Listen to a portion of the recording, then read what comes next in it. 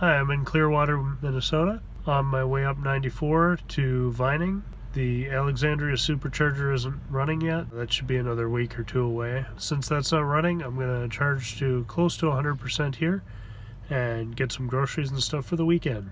Because I'm over 50%, we might not get above 62 kilowatts. That might be the peak right now.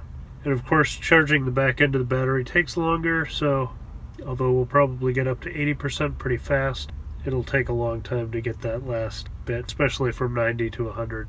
We're gonna give that a shot. I'm gonna go get groceries and then see where we are. Be back in a bit. And I just finished getting groceries and using the restroom in the travel center here.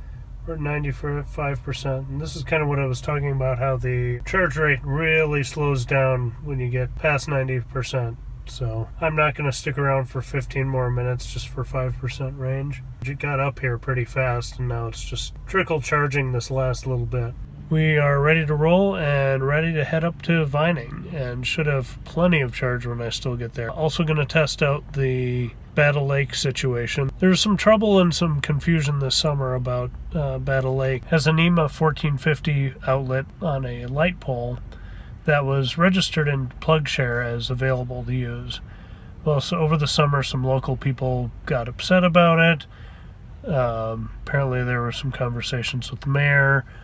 At one point there was a sign that said no charging here, but apparently now there's a pay box that if you put $10 in, they let you charge. So I'm going to see what that situation is, see if it's available. Obviously, when the supercharger's done in Alexandria, that won't even be an issue because there's a supercharger 30 miles away. So looking forward to that next year, and we'll see what's going on. So now at 96% and gonna take off. So see you in Vining.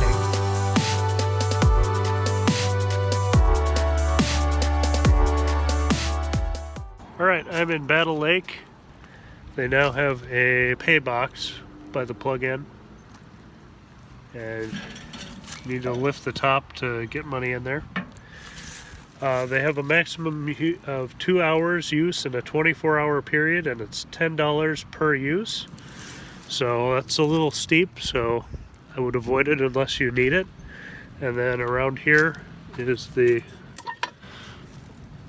220 plug, and there are some 110 plugs on this side. But if you're paying for a 110 plug, I would not pay $10 for a 110 plug. Go to anywhere else to do that. Right, so back in Clearwater, charging, just plugged into the supercharger. We're getting 97 kilowatts, 96 at 24% as we plugged in, up to 25% now. Just topping up here for a restroom break to get back to Burnsville. We topped out there at 97 kilowatts, which for 25% probably isn't that bad. I don't know. People pay closer attention to that than I do. The charging in Battle Lake went well. There's a 2-hour limit, but our golf game, because we're so good at golf, took a little longer than that, so got quite a good charge. 92 maybe was the max. We got a high enough charge where I was able to give some test drives and do some launches and stuff, fun stuff up there, and still had plenty to get back. Doing this quick pit stop just so I can obviously use the restroom, but then make sure I'm staying at a good clip on the highway too. It's 70 miles an hour, but everybody's going somewhere between 75 and 79. So I'm pretty much sitting at 76. That's been fine, no problems there. Sometimes I'll bump it up to 78 just to get around trucks and things like that and not hold people up. Good weekend, good bit of charging, no hassles, and it'll be even easier in a couple weeks when that Alexandria supercharger is up. So looking forward to that. I'll probably pop up again and give that a shot once it's up. So have a great day, and see you next time.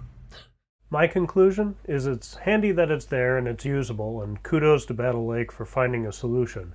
It's expensive though, especially since you're most likely spending those 2 hours in town at local shops and restaurants. I'm happy to pay for the electricity I use, and I think most EV owners are.